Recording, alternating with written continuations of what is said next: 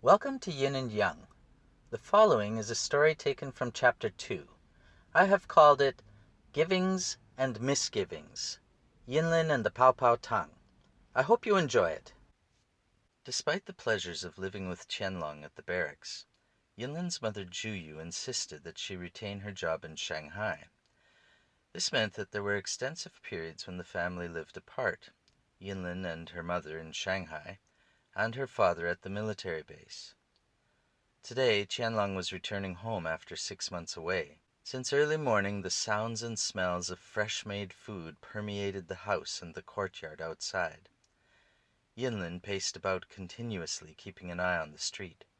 She wandered back and forth between the outside counter where her mother was preparing the food, back into the house and across to the plastic-covered eating table, where she would sometimes sit, letting her legs swing back and forth. "Do something useful and put this on the table," her mother commanded from outside.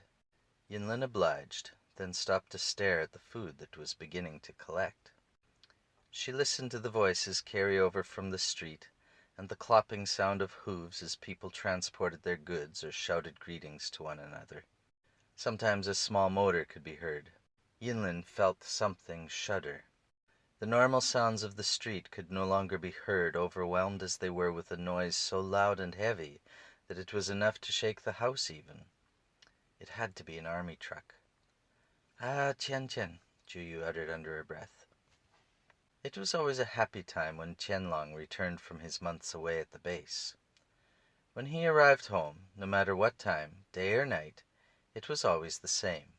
Juyu dropped the food she was working on, quickly washed her hands, and without exactly drying them, she looked in the door at Yinlin. "Oh," she said, come here, quick!" She pushed a comb through Yinlin's hair. Then, dropping the comb, she brushed Yinlin's arms and dress with her hands. She stopped, looked at Yinlin, and with a thumb that was still wet, wiped a smudge of dirt off Yinlin's cheek, pressing hard enough to leave a red mark behind. Soldiers' voices floated up to their flat, as did the sound of slamming doors. The driver put the truck in gear and rumbled off. Juyu pulled Yinlin through the door just after the departing truck released a black gust of exhaust that enveloped Qianlong, so that he appeared to Juyu and Yinlin as if he had emerged out of the dragon's mouth. The smudge of air hovered around Qianlong's body, then dispersed as both Juyu and Yinlin advanced across the courtyard to the road to meet him. He gathered his 2 bags and started moving toward them. Juyu loved her man in a pressed uniform and shining shoes, and though he was not a tall man, he looked clean and handsome coming out of the dirt and danger of the world. She smiled and exclaimed, "Qian!" Yinlin ran to her dad and slammed into his leg for a hug, and Qianlong dropped his bags, reaching down to pat her back gently in a half embrace. Qianlong reached to his wife, but she quickly turned toward their home, lightly slapping his hand aside. Come, Yinlin, help your father with his bags." Juyu broke off toward the door and back to her food preparations outside. She chatted excitedly about everything and nothing while busily putting together some snacks on a dish. Qianlong titched at Yinlin, seeing that she was trying to drag one of the big gray travel bags, and with a wink said, "Here, you can help me." He picked up both bags, while Yinlin reached up to hold one of the handles and stumbled alongside her father, so as to share in the lifting. He placed the bags on the floor in the center of the room and sat down beside the table. Yinlin, satisfied she had done her work, crawled up on her father's knee. Juyu brought in a dish with shrimp and onion omelet, cut into slices along with some salted peanuts on the side. She returned to prepare her tangyuan. Qianlong saw a dish of rice cake sitting there. "Oh, rice cake," he said. "You've been working so hard." "That's not me," Juyu said around the corner. "That comes from that wretched woman next door," she said in a loud whisper. "Our neighbor?" Qianlong said. "What's the problem?" "She wants to take advantage of us. She only gave us that cake to sweeten you up." "Really? Tastes good." "She's been talking about her son who's studying in Hefei. She says he doesn't get any good food and wonders how to send some of her home cooking to him. She asked me to test her rice cake and let me know how it tastes, because she plans to send it to him. Oh, you could tell her it's delicious, he said. Yes, but don't you see what she's doing? She wants our opinion. Pah! She's going to persuade you to take some to her son on the way back to the base. Didn't you notice it? Juyu carried on talking about how terrible the neighbors were, and how hard she worked, alternating between loud and obscure talking and quiet, direct whispers while folding the tangyuan with fury and expertise.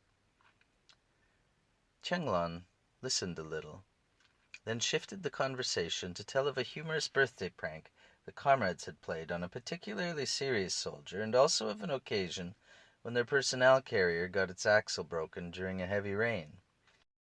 While he told his stories, Juyu disappeared through the middle room to retrieve the watermelon from under their bed, which had been saved for Qianlong's arrival. Yinlin enjoyed this frenzied blur of good feeling, food, and chatter. It was good to be back on her father's knee, and she showed her smiling affection repeatedly, while telling her father that the garden at school is growing more, and, imitating her mother's tone, exclaimed, "How hard they've been working to take care of it." Juyu interjected about another neighbor who, seeking to gain benefits from them, had implied that since Qianlong was a soldier, perhaps he might be able to say something good to the local official who was asking questions about tools that had recently gone missing. Qianlong nodded and tried to sound understanding both of his wife and the neighbor, while being attentive of his daughter. Juyu took the watermelon outside to cut it, returning shortly to plop it down on the kitchen table. "Have some watermelon," she said. Then, looking at Yinlin, "If you work so hard at school, why don't you do anything to help your mother at home?" Yinlin patted her father's arm. "Papa, Papa, the boy in my class put a worm in my shoe." She attempted a childish frown, but it looked so cute that Qianlong just chuckled, exclaiming back to her with animation, "A worm! My goodness!" and rubbed her back. Yinlin's father whispered into her ear, "How about getting off my knee and let your father open his bags? I might have something here for you." Qianlong got up, placing Yinlin on her feet, and tugged the bag toward him, where he spread the handles and unzipped the center. Yinlin could not contain her excitement. She rubbed her hands on her legs and looked down at her father's things with wide eyes. "Father brought me something," she thought. "What could it be?" She looked down, leaning over while neatly folding her hands in front of her. Then impulsively she turned, flapping her arms while dancing and prancing about the room. She ran to her mother as she entered through the door. "Papa brought gifts!" she exclaimed. "Why not settle down, you?" her mother scolded. "Of course your father brought you something. Don't be so excited. Didn't I bring you some watermelon now? You didn't even notice it." Yinlin lowered her head slightly and returned to watch her father, as she rocked up and down on her tiptoes, a half-smile forming on her gaping mouth. "Let's see, I thought I put it in here," her father said. He was pretending for effect. He didn't look up at Yinlin, but knew she was watching intently. "Oh, dear, now where did I put it? Could I have left it on the base?" he asked himself quietly. He moved his clothes and removed a few packages wrapped in brown paper, laying them on the floor next to him. He paused his searching for a moment, scratching his head. "Never mind," her mother interjected. "When you unpack it, you can give it to her later." Her mother placed a piece of watermelon in Yinlin's hand, saying firmly, "Eat." Yinlin glanced at her mother and the watermelon, then returned her attention back to father. Bending down again, her father said, "Here it is." He pulled out a box the size of a pack of cigars. "What's that?" Yinlin nearly shouted, no longer able to contain her excitement. The box was red, white, and gold, with an image of a girl blowing a big bubble. The words on the front said Pao Pao Tang. It was bubble gum. Yinlin fell to her knees, dropped the watermelon beside her on the floor, and reached out for the box. The box was heavy and slipped from her hands. "Here, let me help you," her father said. He opened the box just enough that Yinlin was able to completely open it the rest of the way. Inside were many smaller packages, perhaps 40 or 50. They were small tubes of gum in a glossy paper wrap. Each individual wrapper was colored the same as the box, and also had the image of the girl. Yinlin looked up at her father. "Take one," her father said. Her mother handed some watermelon to Yinlin's father and said, "Come, sit down," and she proceeded to sit at the table, indicating he should follow.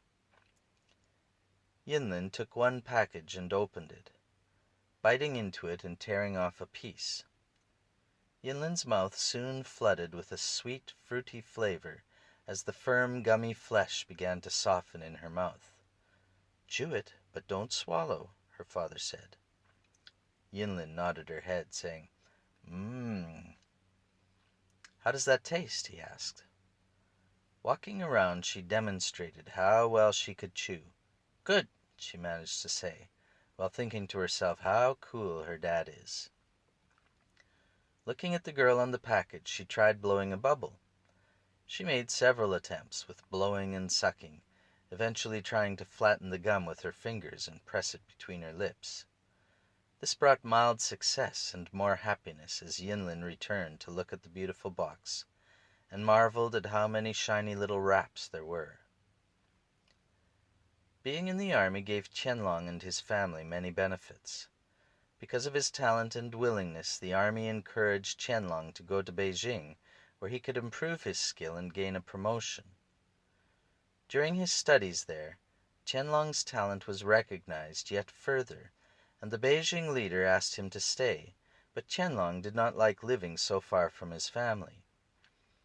He applied to a district that was further south and closer to Shanghai. His transfer request to Anhui province was accepted, and soon afterward his superiors once again recognized his talent, and they too encouraged Qianlong to take officer training in Hefei. Qianlong demonstrated reluctance toward these honors, showing little desire for status or authority in the military, preferring rather to be close to his family. Being a member of the military also accorded Qianlong social privilege. During this time, fruit, such as watermelon, if you were lucky to have it, was a treat saved for a special day. Having a meal of chicken was rare, every piece precious. Even the lining of the chicken's stomach could be dried under the sun and taken to the medicine store, where, if it was in good condition, you could exchange it for 3 fen. If it was torn, perhaps only 2 fen. Yinlin had once taken such a piece of torn, dried chicken to the medicine store, but because of her father she got special favor and the shopkeeper gave 3 fen. With this money, if she wanted, Yinlin could purchase one small piece of gum. In a time when most people worked carefully to maintain a sufficient quantity of rice on their table, even a single piece of gum was an extravagance. Yinlin came from a family that had chicken and watermelon, and today Yinlin learned that she was the owner of a large box full of gum. She was the richest kid in the world. Yinlin wanted to share her good fortune with her classmates. The following day, as the children pulled out their mats to prepare for their afternoon sleep, Yinlin secretly and quickly laid a finger of gum on each child's mat before they lay down to rest. One by one, the youngsters began to realize the treasure that lay on their pillows. Curious, they picked up their packages and looked around. Wide-eyed expressions signaled the questions they had. What is this? What am I supposed to do? Someone whispered, "Open it." Soon one child after another realized the delicious taste of gum, and the room bubbled with sugary delight. Each one spoke excitedly with the other, and between chews asked, "Where did we get this?" "Bite it and chew, don't swallow. Isn't it delicious?" Several of them, discovering that Yinlin was the source, crowded around her to ask where she got it from. Yinlin was delighted to talk about how good her father was, and eagerly showed her bubble-blowing expertise despite having not really mastered it herself. To the teacher it was obvious who was at the center of all the not sleeping that had suddenly taken over the room.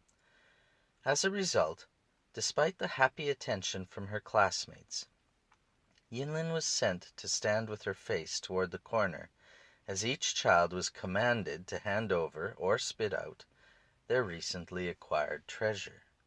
Yinlin snuck glances behind her. Several children were looking chastened and sad. Chastened because of being discovered doing something not allowed, and sad because they lost face with their teacher, but more sad because of the gum itself. The experience for most of the children had been a moment of heavenly blessing. It was not just the gum and its sweet taste. It was also the way the gum appeared out of nowhere beyond any expectation. For a moment, the children had been transported to a place of unanticipated joy and wonder. Life suddenly exposed her happy face and delivered a gift of pure generosity. Then, equally suddenly, that very same delight of life was forcefully taken away, replaced with the reproach of the teacher and corresponding guilt. The students now felt unworthy. It was worse than if they had never seen the gum in the first place. Yinlin wondered to herself how such a good thing like gum had gone so badly. Every morning when she went to school, her mother would say to her, "Be good." Yinlin always wanted to be good, but the harder she tried, the more trouble she got into. She remembered the incident with the balloons and rubbed her arms, unconsciously feeling as if the ribbons were there. As Yinlin stood in the corner and the other students grew gently asleep, Yinlin overheard a couple of teachers talking quietly to each other. "I wish I wasn't so tired. I could lay down right now and sleep like those children." "I know what you mean. If sleep doesn't soon bring us relief, death will." "Yes, sleep or death. They are brothers."